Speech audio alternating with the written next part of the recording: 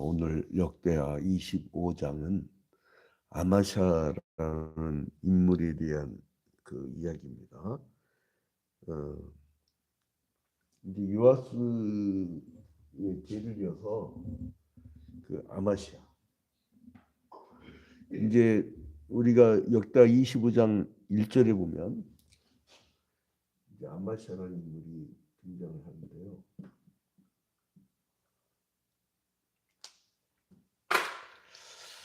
자, 그러니까 남 유다의 몇 대 왕이죠? 자, 르호밤, 아비야, 아사, 여호사박, 여호람, 아하시야, 아달랴까지 포함하면 요아스, 아마샤 제 9대 왕이죠. 이 아마샤가 왕이 될 때는 나이가 몇 세냐면 25세예요. 1절 봐봐요. 1절. 아마샤가 왕위에 오를 때 나이가 25세라. 예루살렘에서 29년 동안 다스리니라. 25세에 왕이 되고 29년 동안 다스렸다는 거예요. 자, 근데 그가 그 전반부는 굉장히 하나님께 충성을 다해요. 충성을 다하는데 전반부에서는 이 또 그 부전자전이라고 요아스처럼 전반부와 후반부가 달라. 전반부와 후반부가 달라요.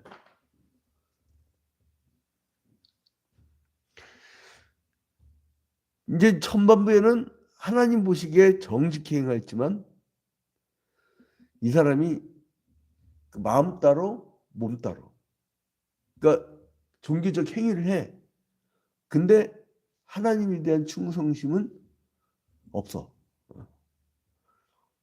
그러니까 그 직분을 갖고 있는데 새벽 기도에는 안 나와. 그럼 뭐가 됐냐면요. 한 20년, 30년 세월이 지나갔는데도 성경이 잘 몰라.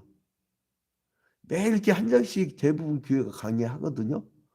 그냥 새벽 기도에만 잘 나오면 성경 전체가 그냥 3년이나 일독하니까 한 10년만 지나가도 성경이 훤히 들여다보입니다. 더군다나 이제 우리 같은 경우는 주일 대배라든가 이럴 때 서사적 설교를 해요. 서사적. 달락달락달락 이렇게 하는 게 아니고. 그러니까 이제 이렇게 쭉 파노라마처럼 성경이 보이게 해주거든요. 이렇게 눈이 열리는 거죠. 아, 하나님이 이렇게 통치하는구나. 근데 이게 요아스가 겉과 속이 다른 사람이었던 거예요.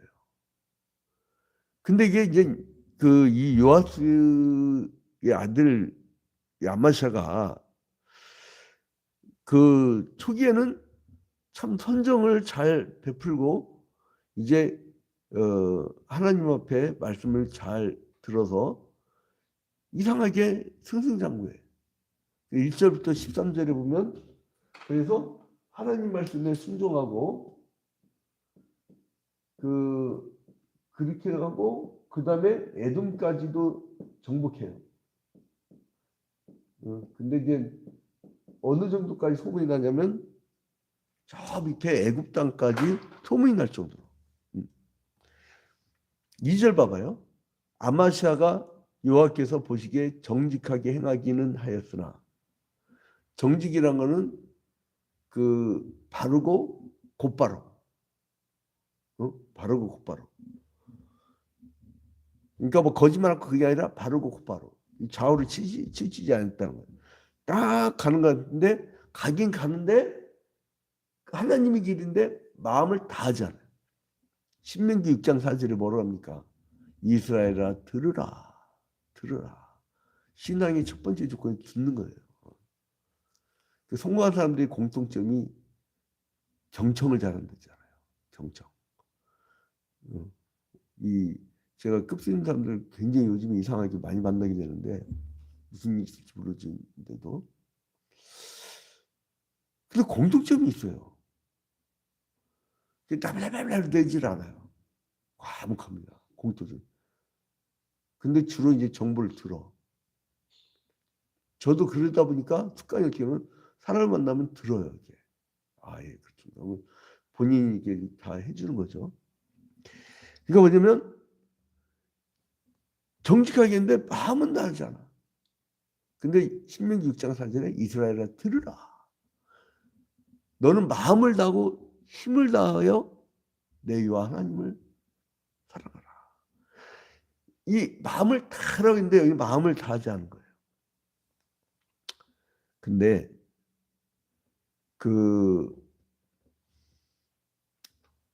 이 사람이 그의 나라가 굳게 섬에 자기 아버지를 죽인 그 신하들을 막 보복을 해요. 근데 4절에 봐봐요. 그들의 자녀들은 죽이지 아니했으니 이는 모세의 율법책에 기록된 대로 뭐냐? 신명기에 곧 여호와께서 명령하여 이르시기를 자녀로 말미암아 아버지를 죽이지 말 것이요 아버지로 말미암아 자녀를 죽이지 말 것이라. 오직 각 사람은 자기의 죄로 말미암아 죽을 것이니라. 연저제가 금지됐었죠. 연저제가 금지됐단 말이에요. 자, 그런데 이제 여기서 6절에 보니까 이 사람이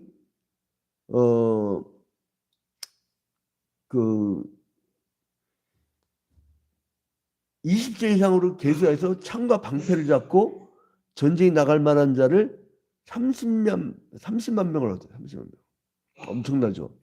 그 다음에 또 은 100달란트로 이스라엘 나라에서 큰 용사 10만 명을 고용하였더니 이 100달란트 그러니까 1달란트가 대충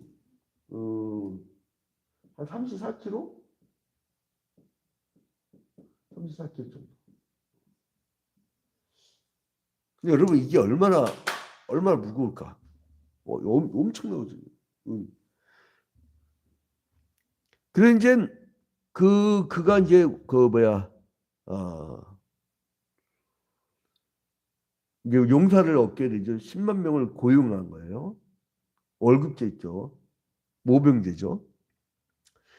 자, 근데 여기서 이 사람이 뭘 하러 나갈 때마다 이 사람은 초기에 왜 하나님 축복을 받았냐?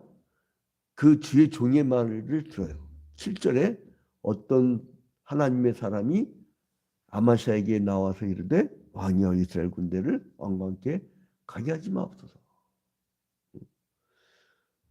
그러니까 이렇게 해라 저렇게 해라 할 때 이 사람은 그를 들어요. 그러니까 이제 그리고 또 봐봐요. 9절 보니까 하나님의 사람에게 이르되 하고 물어요. 그러니까 그때 하나님의 사람이 답을 주는 거예요. 제가 이제 부교육자 때 어떤 여자 청년 아이가 하나 저 사람하고 결혼했는데 내가 아무리 기대도 꺼림칙하다. 신앙도 없고. 그런데 그러면 내가 전도사 때니까 전도사님 그러면 내가 한 달만 더 기도하고 집중해서 기도해서 전도사님하고 응답이 같으면 내가 순종하겠습니다. 근데 한 달 뒤에 상담을 하는데 뭐라면 응답을 받았대. 바로 그 사람이라고 하더래. 난 아무리 기도해도 응답이 그 사람은 아닌데. 그러니까 이거는 이제 복음의 주관성이라고 하는데 주관성. 이 기록된 성경은 복음의 객관성이라고 하고요. 이 사람이 주관성이 강해져 버리면요. 제대로 신앙생활 못합니다. 그 객관적 복음이 선포되어질 때 거기서 오는 깨달음을 갖고 그리고 살아가는 거예요. 그래서 오늘 이 아침에 설교를 먼저 왜 듣습니까?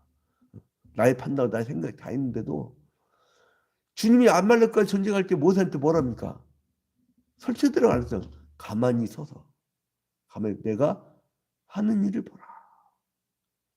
어떨 때는 우리가 가만히 서야 돼요. 근데 이스라엘 백성들은 막 홍해바다 앞에서 호들갑 떠고 어디야 말의 씀물 앞에서 호들갑 떨고 하나님 다 죽여버리잖아. 가나안 땅에 두 사람 들어가. 여호수아와 갈렙. 자, 이제 이래서 그 하나님은 때마다 이제 선지자를 보내주셔서 구약 시대 때 말을 하게 하는데, 그 선지자 뭐냐면 전달자예요. 전달자. 자, 15절에 보니까 그러므로 여호와께서 아마시아에게 진노하다. 그러니까 뭐냐면 이 사람이 그 어떤 짓을 하면 14절에 보니까 아마시아가 에돔 사람들을 죽이고 돌아올 때에 세일 자손의 신들을 가져와서 자기의 신을 세우고, 이제 이때부터 이제 전환이 되는 거예요. 이때부터 어떻게 됐냐? 그렇게 순종하고 정복하고 좋았던 사람이 인생이 완전히 반전이 되는 거예요. 뭐 할 때부터냐? 하나님의 자리에다가 우상을 들여놓을 때부터. 마음이 콩밭에 있다고 하죠. 그 이제 이때부터 우상 숭배할 때부터 인생은 나락에 빠지기 시작해요. 15절에 그러므로 여호와께서 아마시아에게 진노하사, 하나님이 탐욕 덩어리인 우상에 대해서는 이렇게 진노하였다. 한 선지자를 그에게 보내시니 그가 이르되 저 백성의 신들이 그의 백성의 왕의 손에서 능히 구원하지 못하게 하였거늘 왕이 어찌하여 그 신들에게 구원할까. 이게서 막 경고를 합니다.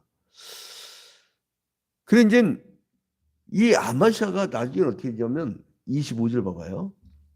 이스라엘 요아스가 죽은 후에 유다왕 아마샤가 15년간 생존하였다. 그러니까 북이스라엘에 요아스 왕이 있었던 거죠. 근데 뭐냐면 27절에 아마샤가 돌아서서 요아를 버린 후로부터 예루살렘에서 무리가 그를 반역하였으므로, 백성이 반역하네. 쿠데타가 일어난 거예요.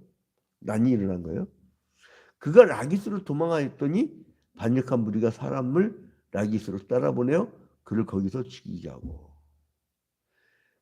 그의 시체를 말에 실으다가 그의 조상들과 함께 유다 성읍에 장사했더라. 그러니까 이게 반역이라고 결국은 죽게 됩니다.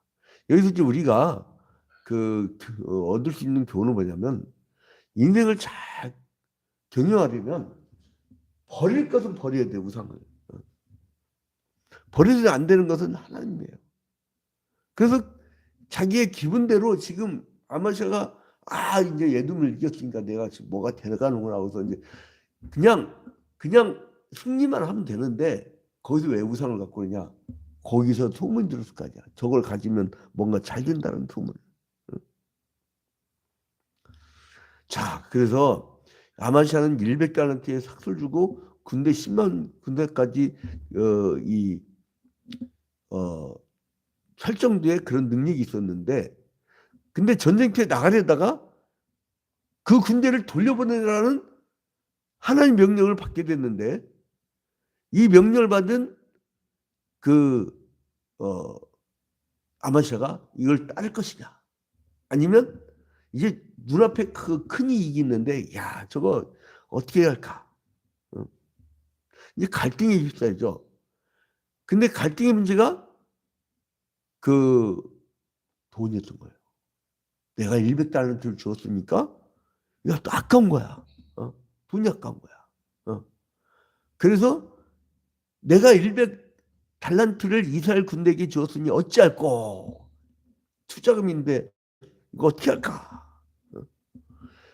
이것이 바로 우리 신앙인들이 늘 닥치고 있는 현실의 문제입니다.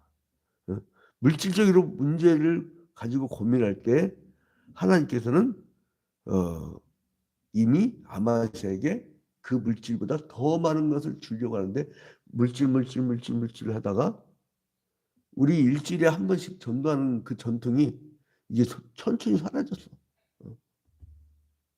그 교인들 일주일에 한 번 나왔다고 대축 주게. 근데 이제 뭐 그런 것도 사라졌어. 안 해. 그러면 물질하면 물질 많아질 것 같죠. 이상하게 돈돈돈 하면 돈이 없어져. 하나님 하나님 거기다 다 더해 주시는데. 그런 이제 하나님께서는 아마시아에게 한 선지자를 보내서 이 어리석음을 깨우칩니다. 그러니까 뭐냐면 물질 하지 말고 기도 하나님 그걸 찾아라. 우리는 이런 어리석은 인생을 보면서 우리가 깨달을 것은 성도들이 오늘도 세상을 향해 나아갈 때 돈돈 하면 사람들이 추접스럽게 봐요. 오직 생명 살고 그리고 진리를 알려주고 막 이러잖아요. 그러면 그 사람이 인정을 받아서 사람이 다가오면 사람 속에는 뭐가 있냐면 지갑이 있어요. 지갑. 저는 현찰이 하나도 없어도요. 늘 사람들이 채워주는 역사로 살아. 왜냐하면 생명 살리겠다는데 좋은 일 하겠다는데. 그래서 여러분 오늘 하루도 이 물질의 앞에서 우상 앞에서 여러분이 하나님 앞에 반듯하게 하는 하루가 되기를 주님의 이름으로 축원드립니다. 잠시 기도합니다. 존귀하고 거룩하신 하나님 아버지, 주님께 먼저 영광과 찬양을 돌려드립니다. 매주 수요일 오후 3시마다 학교 앞 전도를 나가기로 결심한 신입 전도 특공대원, 이제 강계순, 강남구 이 귀한 생명들 나중되었지만 사람들이 볼 때에 뒤처지지만 그러나 하나님 나라에서는 가장 앞선 자들이 될 수 있도록 축복하여 주시옵소서. 이제 우리가 전도대 조를 편성을 했는데 오 주님 최소한 일주일에 하루는 주일부터 토요일까지 일주일에 하루는 나와서 함께 전도활동할 수 있는 그런 성도들을 인도해 주시옵소서. 다시 전도의 부흥을 일으켜 주시옵소서. 전도가 죽어갈 때에 교회도 죽고 선교가 적어질 때에 교회도 가라앉는 것을 보았습니다. 부흥회를 끊었을 때부터 교회가 가라앉는 것을 보았습니다. 우리가 부흥회를 하고 매달리고 기도하고 찬양하고 더욱 전진하여서 11월 19일 날 총동원 전도주일 때는 대부흥의 기초가 쌓일 수 있도록 축복하여 주시옵소서. 모든 것을 주님께 하였고 예수 그리스도의 이름으로 기도합니다. 아멘. 하늘에 계신 우리 아버지여, 이름이 거룩히 여김을 받으시오며 나라의 임하옵시며 뜻이 하늘에서 이루어진 것 같이 땅에서도 이루어지이다. 오늘날 우리에게 일용할 양식을 주옵시고 우리가 우리에게 죄진 자를 사하여 준 것 같이 우리 죄를 사하여 주옵시고 우리를 시험에 들지 말게 하옵시고 다만 악에서 구하옵소서. 대개 나라와 권세와 영광이 아버지께 영원히 싸움나이다. 아멘. 주문 쌍방향이니까 특별한 일 있거나 기도 제목 있으면 말씀을 해주세요.